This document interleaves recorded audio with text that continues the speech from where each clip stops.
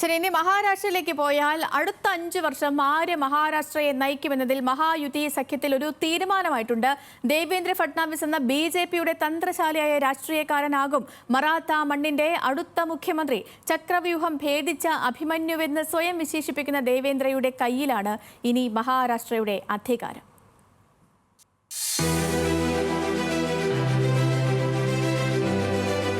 ഷിൻഡെയാണോ ഫട്നാവിസ് ആണോ? ഒടുവിൽ തീരുമാനമായി.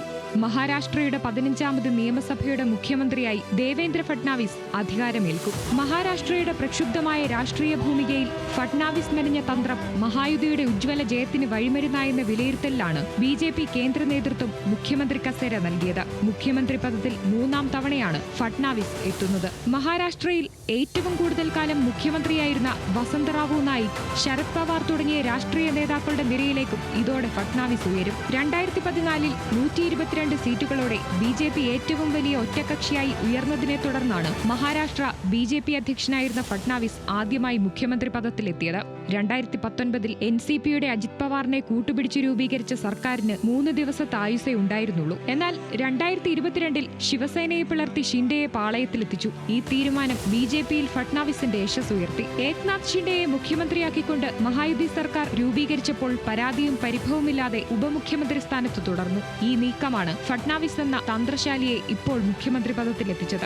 RSS ആസ്ഥാനമായ നാഗ്പൂരിൽ നിന്നാണ് അധികാരത്തിന്റെ കൊടുമുടിയിലേക്കുള്ള ഫട്നാവിസിന്റെ യാത്ര. 1989 ABVPയിലൂടെ വിദ്യാർത്ഥി രാഷ്ട്രീയത്തിൽ, 22ാം വയസ്സിൽ നാഗ്പൂരിന്റെ കൗൺസിലർ, തുടർന്ന് നാഗ്പൂരിന്റെ ചരിത്രത്തിലെ ഏറ്റവും പ്രായം കുറഞ്ഞ മേയർ എന്ന വിശേഷണത്തിലേക്ക്. 1999 സംസ്ഥാന തെരഞ്ഞെടുപ്പിൽ മത്സരിച്ച് നിയമസഭയിലെത്തി. 2013 മഹാരാഷ്ട്ര BJPയെ നയിച്ചു. തെരഞ്ഞെടുപ്പ് പ്രചാരണത്തിനെത്തിയ പ്രധാനമന്ത്രി നരേന്ദ്രമോദി ഫട്നാവിസിനെ വിശേഷിപ്പിച്ചത് ഇങ്ങനെ: നാഗ്പൂർ രാജ്യത്തിന് നൽകിയ സമ്മാനമാണ് ദേവേന്ദ്ര ഫട്നാവിസ്.